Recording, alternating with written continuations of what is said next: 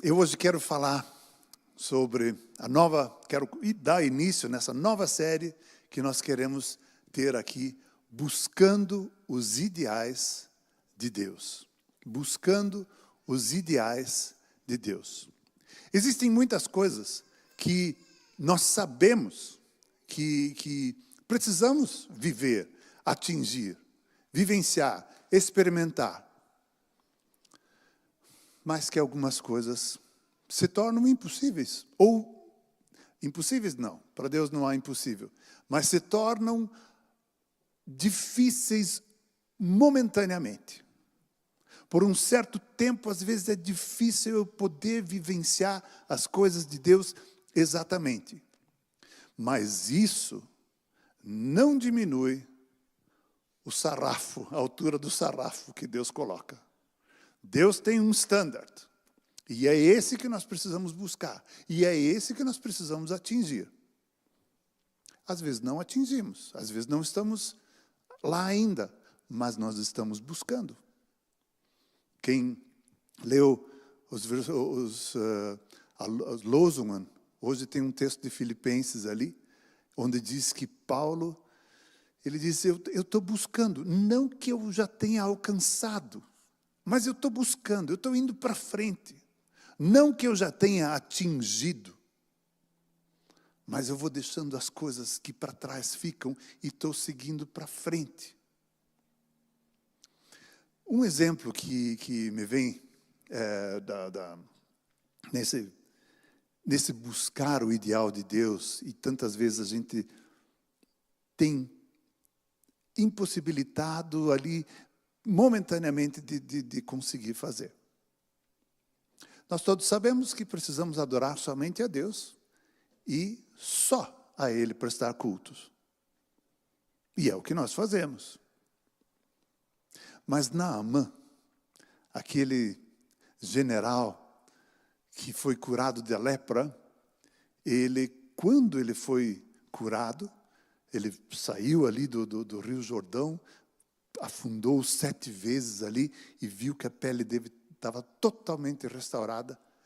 Ele voltou para o profeta Eliseu e diz, mas olha, agora eu sei que não há outro Deus que não seja o Deus de Israel. Não há outro Deus a não ser esse. E eu nunca mais quero prestar culto a nenhum outro Deus que não seja Ele. Por isso Eliseu, olha, toma esses presentes, eu quero te presentear aí, porque você foi um instrumento de Deus na minha vida. E Eliseu diz, não quero presente nenhum, vai na tua paz aí, vai, curta a bênção que Deus te deu aí. Daí ele diz, então, que se me deem 2 mulas carregadas com terra, daqui de Israel. Porque eu vou ter que voltar para a minha terra. Eu vou ter que voltar para onde eu estou trabalhando, vivendo, para minha família, meu governo, meu país, minha nação, a minha circunstância, a minha situação, eu vou voltar para lá. Mas eu quero levar 2 cargas de mula, porque eu quero montar um altar para o Senhor, porque eu só quero adorar ao Deus de Israel. Mas nisso o Senhor me perdoe. Porque quando o meu Senhor, o rei, for na casa do Deus dele, eu vou ter que ir junto. E ele apoia o braço dele em mim. Que Deus me perdoe agora já. Eu não tenho como escapar dessa situação. O sarrafo de Deus é o mesmo ainda. Não adorarás outro Deus. Somente o Deus verdadeiro. Mas existem algumas circunstâncias que você não consegue atingir o ideal de Deus. Nos nossos trabalhos, a gente fala com tranquilidade, né? A gente sempre diz, existe o ideal e existe o real. Existe o sonho e existe a realidade. E nós temos que estar lutando com essa realidade. O nosso texto base é de Judas. Judas, versículo 3, porque Judas só tem um capítulo mesmo, né? Então não tem muito capítulo 1, é só Judas 3 e 4. Mas diz o seguinte: amados, quando eu me empenhava para escrever-lhes a respeito da salvação que temos em comum, senti que era necessário corresponder-me com vocês para exortar, a lutar pela fé, a batalhar pela fé, que uma vez por todas foi entregue aos santos.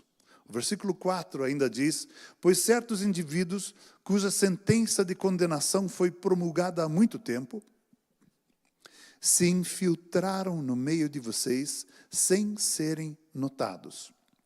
São pessoas ímpias que transformam em libertinagem a graça do nosso Deus e negam o nosso único soberano e Senhor Jesus Cristo. Judas aqui, ele diz, eu queria muito escrever com vocês sobre a salvação que nós temos em Cristo Jesus. E nos alegrar, eu queria falar, puxa, como é bom nós andarmos em Cristo e como está bom aqui. Mas eu me senti impelido a escrever a vocês para exortar. E exortar não quer dizer, eu vou te dar uma exortação, Bruno, vem aqui. Isso não é exortação. Isso é brabeza. Exortar é fazer assim, é fazer subir. Venha para cá. Tem coisas ainda melhores para você fazer. Tem coisas ainda mais tremendas no Senhor para fazer. Isso é exortar. Exortar é uma palavra de ânimo e não de repreensão. Exortar é uma palavra que vai para cima e não de condenação. E eu queria exortar vocês a vocês batalharem de uma vez por todas pela fé que nos foi dada. E ele diz, porque tem gente que se infiltrou no meio de vocês e com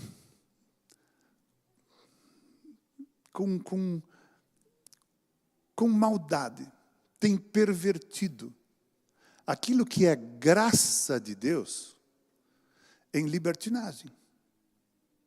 Por exemplo, vamos pegar o exemplo da história que eu peguei de Naamã. Naamã estava vivendo uma situação bem particular. E ele discerniu na hora o que ele estava passando. E na hora ele falou, que Deus me perdoe agora, porque olha a situação que eu estou.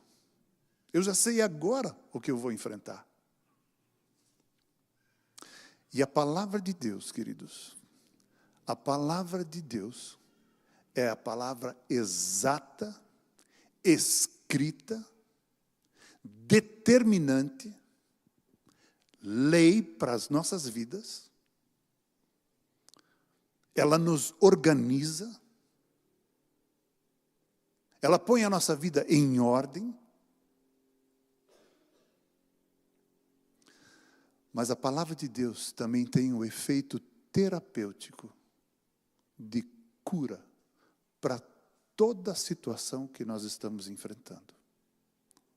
A palavra de Deus, ela é tão carregada do amor de Deus, que ela vem para me curar, para passar o bálsamo na minha vida. Ela vem para estar com Naamã, com esse efeito terapêutico do peso da palavra de Deus sobre a vida dele. Por isso que a condenação é uma coisa tão ruim de se fazer. Condenar e julgar as outras pessoas.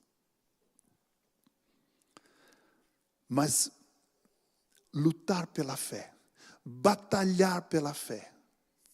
Eu quero que vocês estejam batalhando pela fé, buscando a fé em Cristo Jesus. E isso crescimento e maturidade. Uma vez eu vi uma criancinha comendo feijão e arroz e aquele pão com geleia, assim, mas aquilo era uma belezura. Vamos pegar até os meus netinhos aí, né? David, os teus filhos ali. Então,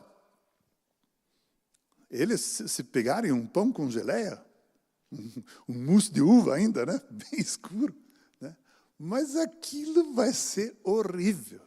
Eles vão pegar, eles vão se lambuzar, e daí é docinho, e eles quase não ganham açúcar. Então, quando eles vão pegar aquilo ali, mas aquilo e tal, em 5 minutos, atrás da orelha, na nuca, tem geleia por todo lado. E nós poderíamos dizer, está vendo como isso é errado? Eu já sempre disse que isso não pode ser assim. Olha a sujeira que fez. Qual é o problema? É uma criança que está aprendendo. É uma criança que está aprendendo, ela está achando tão gostoso isso, mas ela não sabe comer direito. Mas se a Emília, com 11 anos, comer um pão com geleia, daquela maneira que o Nicolas come, nós temos um problema sério. Aí nós temos algum diagnóstico que nós vamos ter que descobrir, porque tem alguma coisa diferente aqui para ser tratada. Na nossa vida espiritual é a mesma coisa. A gente aceita Jesus, a gente entrega a vida a Jesus e a gente começa a buscar o Senhor. E a gente está tão alegre com aquelas coisas que Deus faz. E a gente está tão radiante, mas a gente só não tem maturidade, só não cresceu ainda adiante. E o desafio é crescer, e vai dar certo. Vamos pegar aqui o exemplo do Hugo, é o nome do menino, né? Que experiência maravilhosa. Alguém aqui já teve, eu sei alguns sim, mas arrebatamento para estar no céu e voltar é uma coisa comum aqui entre nós? Claro que não, essas são experiências extraordinárias. O Hugo tem 11 anos e ele teve um encontro com Jesus extraordinário, sobrenatural, maravilhoso. Ele não vai esquecer isso para o resto da vida dele. Mas ele está atrás do Flávio e perguntando, hey, tem alguma Ausbildung para fazer, para ser pastor? Seria mais ou menos assim, existe algum curso técnico que eu possa ser técnico em igreja? Ele teve uma experiência extraordinária com Jesus. Mas agora falta maturidade para ele. Agora falta caminhar com Jesus. Experimentar mais Jesus. Está errado ele perguntar se existe uma escola técnica em eclesiologia? Não está errado. Não está certo. Mas é que na idade dele, da experiência dele, ele está expondo aquilo que está no coração dele. Mas ele quer muito mais. Assim, irmãos, nós não precisamos ter medo de errar. Nós não precisamos ter medo de errar. Necessário é abrir o coração e se atirar. E se atirar na palavra, se atirar na graça de Jesus, se atirar nos braços dele. Isso que é necessário para que nós possamos crescer. E eu sei que aqui, a maioria de nós aqui, já entregou sua vida para Jesus. E Jesus é uma vez Salvador, morreu na cruz por nós, o sangue dele verteu, lavando os nossos pecados. E ele é o nosso Salvador.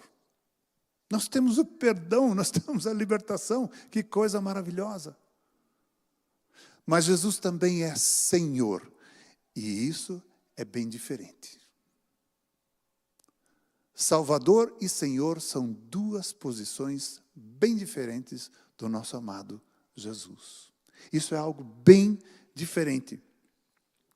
eu preciso entregar a minha vida ao senhorio de Jesus, para que Ele possa ser o dono da minha vida. Recentemente, eu estava lá com os jovens, e eu era para dar o testemunho de como eu fui chamado para o ministério. E tivemos um tempo, eu achei ótimo, eu não falei com os jovens ainda, mas eu gostei demais, né? E tivemos um tempo ali, e eu falei para eles de uma experiência com Jesus, o meu novo nascimento, quando eu realmente soube que eu era salvo por Jesus, e como isso foi transformando a minha vida. E o tempo passou, e teve um dia, nós estávamos na casa do Manfred e da Rose, e isso deve ter sido no ano de 91, pelo que eu me lembro assim. E na saída, o Manfred disse: Werner, você precisava ver a pregação que o pastor Furstenau, pastor Ilmar Furstenau, hoje está lá no nosso lar de idosos, ele ali, né? Mas ele foi um tempo pastor aqui, e ele havia pregado naquele domingo. Ele falou, ele pregou sobre fazer a vontade de Deus. Que muitos perguntam sobre fazer a vontade de Deus. Muitos: Senhor, qual que é a tua vontade para a minha vida? Deus, qual que é a tua vontade para a minha vida? E o pastor Furstenau, contando na pregação, ele disse: é como um pai que chama o seu filho e diz: filho, você faz uma coisa para mim? O que o senhor quer que eu faça? Você faz alguma coisa para mim? Diga o que o senhor quer que eu faça. Meu filho, se eu te pedir para você fazer algo para mim, você faz? Me diga o que o senhor quer. Me diga qual que é a tua vontade. E assim, às vezes, a gente passa a vida toda perguntando para Deus qual é a vontade dEle. Nós podemos passar o resto das nossas vidas perguntando para Deus qual é a vontade de Deus para a nossa vida. O que aquele pai gostaria? Qual é a resposta que aquele pai gostaria de ter o filho? Filho, você faz uma coisa para mim? Sim, faço. É só dizer. Vamos para onde agora? E o Manfred me contou essa pregação, essa história assim. E aquilo me pegou muito forte. Aquilo me atingiu muito. E eu fui para casa pensando nessa palavra. Segunda-feira, eu estava lutando com isso. Terça-feira, eu estava lutando com isso. Nós estávamos construindo a nossa casa. Estava só o telhado feito, então era a primeira fase só da construção da casa. Meu trabalho, a fábrica. Barbaridade, o que acontece se eu falar assim para Deus? O que é que vai acontecer? Quarta-feira eu estava lutando com aquilo. De noite eu cheguei em casa, o Eugen ainda era pequeno, a Bettina colocou ele para dormir. E eu conversei com a Bettina e falei: olha, tem uma coisa que está lutando comigo aqui. Contei para ela toda essa história. E como isso está me atingindo, como isso está... E eu estou impelido a dizer sim para Deus. Mas eu preciso conversar com você, porque isso influi. Eu não tenho ideia do que vai acontecer depois. Mas isso influencia a você, a nossa vida, a nossa família. Eu não tenho ideia do que vai acontecer. Mas eu estou achando que eu preciso dizer sim. A Bettina me olhou carinhosamente e disse: mas você vai dizer sim, né? Eu falei: mas eu estou lutando faz 3 dias com isso, e você, sem pensar, você já diz sim, e eu é para dizer sim.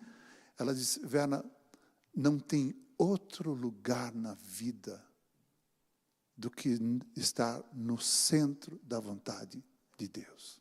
Não tem outro lugar para nós. Que encorajamento foi aquilo.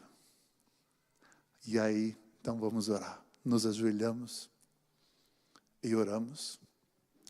E naquele dia, era uma quarta-feira.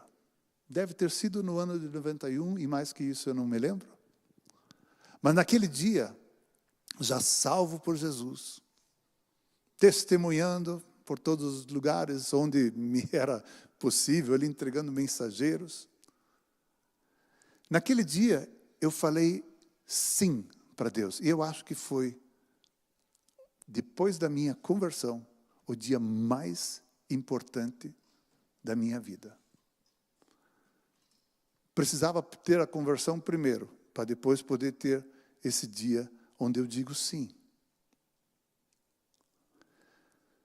Nos ajoelhamos, oramos, e eu falei, Deus, eu não tenho a menor ideia do que é a tua vontade. Mas eu quero dizer sim para ti. E eu sabia que se eu falasse, se eu verbalizasse isso, it's done. Estaria feito. Não tem outra história. E aí eu falei, Deus, eu digo sim para o Senhor. Eu não sei o que o Senhor quer. Eu não sei qual é a tua vontade. Eu não sei para onde vai dar. Mas eu quero entregar a construção da casa, a fábrica, tudo que nós somos, nossa família. Colocar tudo aos teus pés. Eu digo sim. Sabem o que aconteceu no dia seguinte? Nadinha. E na semana seguinte, nadinha. E no mês seguinte, que eu pudesse perceber, também nada. Mas claro que Deus, a partir do momento do sim, já começou a fazer as suas coisas assim. E devagarinho, Deus começou a dirigir as nossas vidas para o que é hoje. Aquele foi um dos momentos onde eu entreguei, nós já tínhamos uma fábrica de compensado, onde eu entreguei tudo, eu era empresário, né? Bonito, né? E eu entreguei tudo nas mãos do Senhor. E quem sabe eu teria um bom testemunho depois, né? Irmãos, eu era um empresário, entreguei tudo às mãos do Senhor e agora estou pregando o Evangelho. Né? Sabe o que Deus fez? Me devolveu a fábrica. Hoje eu continuo sendo empresário e pregando o Evangelho. Mas aquele testemunho assim, né, emocionante ali, aquele eu não tenho. Eu tenho um outro testemunho. Eu tenho aquilo que Deus fez com que eu experimentasse. Eu continuei sendo empresário. Até hoje sou empresário. Mas proclamando o Evangelho, batalhando pelos ideais da fé. Você precisa dizer sim para o Senhor. Você precisa ter um momento onde você diz sim. Eu faço a tua vontade. Eu não sei o que vai dar. Eu não tenho ideia do que isso pode significar. Mas a minha confiança no teu amor, a minha confiança em ti, é acima de todas as coisas. Eu entrego toda a minha vida para ti. E eu quero que o Senhor seja o Senhor da minha vida, o dono da minha vida. Tem um texto de Romanos 10, 9.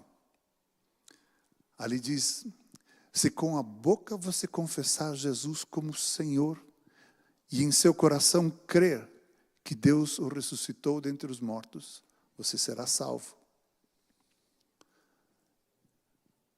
No coração você crê que Jesus foi ressurreto, morreu na cruz, o sangue dele verteu para você. No coração você crê em Jesus. Mas com a tua boca você precisa verbalizar, falar. Você precisa confessar, está aqui escrito. Você precisa dizer para Jesus, eu quero que o Senhor seja o Senhor da minha vida. Como Salvador, é através da fé. Porque Deus amou o mundo de tal maneira que deu seu Filho unigênito para que todo aquele que nele crê não pereça, mas tenha vida eterna. Crer no coração, em Jesus, para a salvação.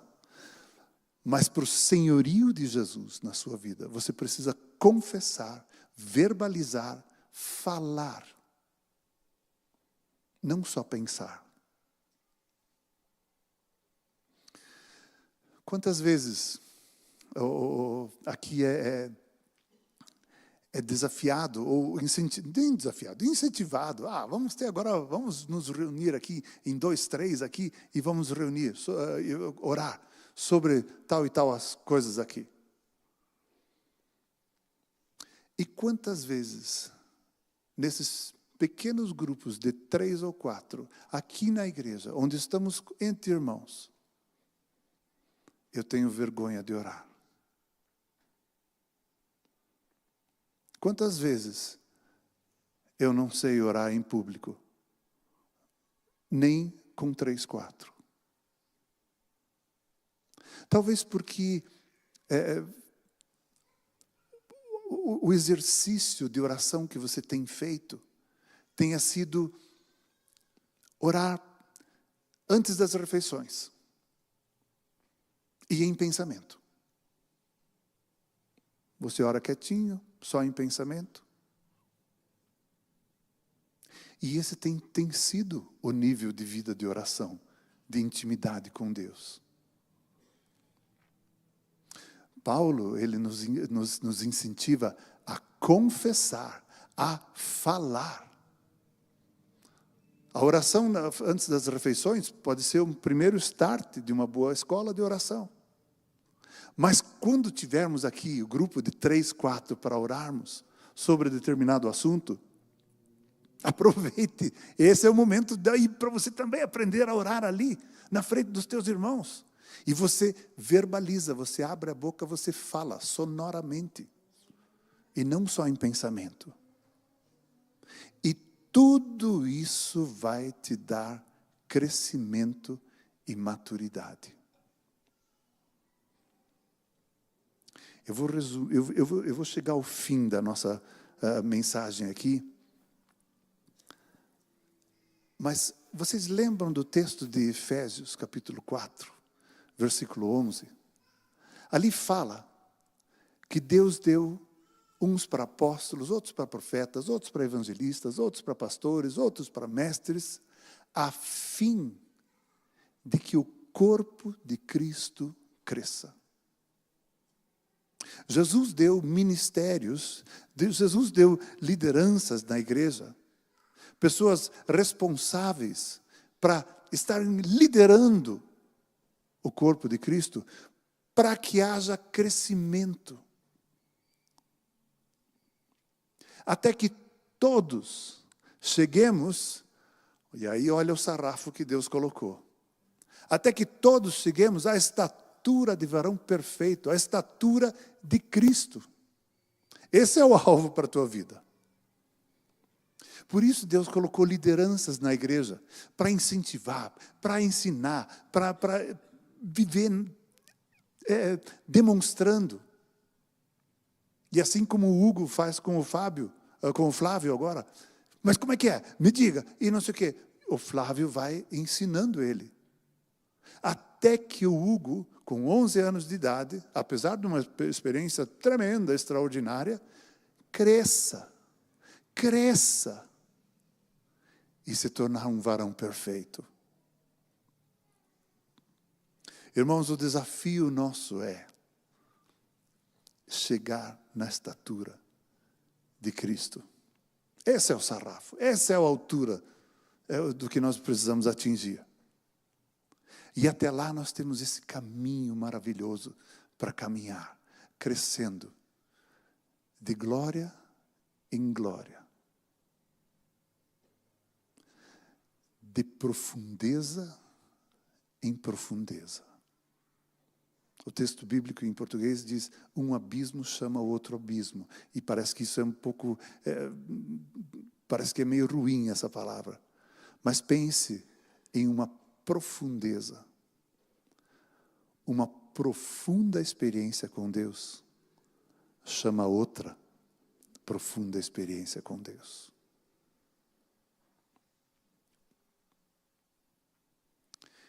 E nesse meio tempo, enquanto todos nós, cada um no seu processo, cada um no tempo que está vivendo com Jesus, cada um naquilo que já atingiu, e buscando ser fiel, vivendo de acordo com aquilo que alcançou, conforme diz em Colossenses. Jesus nos reúne, todos juntos, demonstra o profundo amor que Ele tem por você e por mim. Os discípulos não eram diferentes. Os discípulos não eram diferentes. Ali eles tinham, cada um jeito de agir, de pensar, alvos que queriam atingir.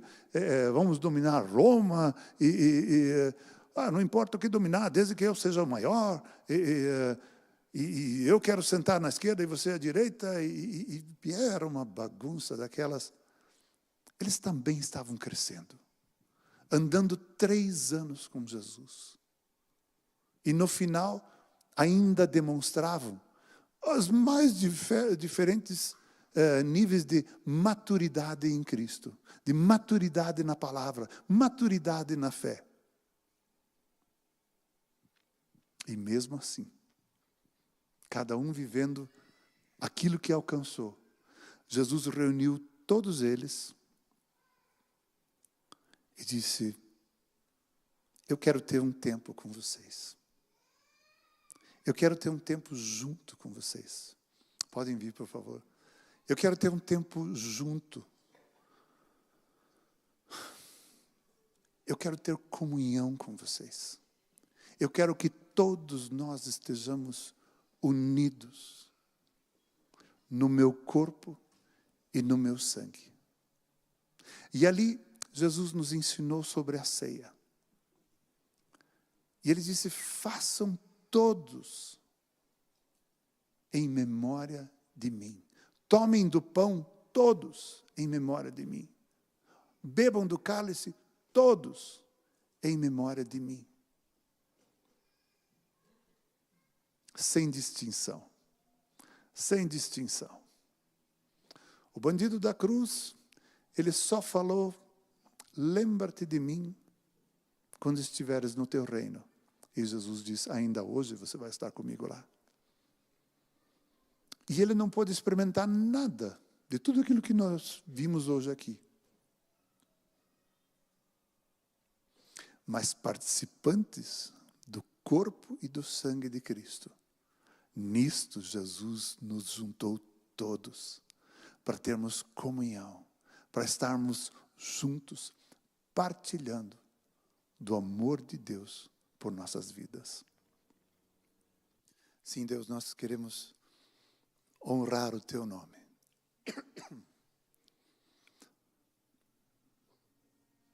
Com as nossas vidas, Senhor. Muito obrigado por aquilo que o Senhor presenteou já a cada um de nós aqui. Por aquilo que o Senhor já nos ensinou. Por aquilo que o Senhor já nos deu, por aquilo que pudemos alcançar. Senhor, nós só queremos ir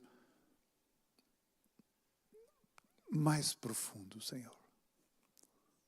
Nós queremos ir adiante no caminho que o Senhor propôs para cada um de nós. Senhor Jesus, muito obrigado. Muito obrigado. Tu és o nosso Senhor. Senhor, as nossas vidas estão nas Tuas mãos. E o Senhor queremos andar no caminho que o Senhor tem proposto. E querido Espírito Santo, guia-nos nesse caminho que Jesus tem proposto para as nossas vidas. Guia-nos em toda a verdade. Guia-nos, nos consolando, nos edificando, nos fazendo lembrar as palavras de Jesus. Guie-nos, enchendo-nos, fluindo através das nossas vidas. E em tudo, o nome do Senhor Jesus seja exaltado.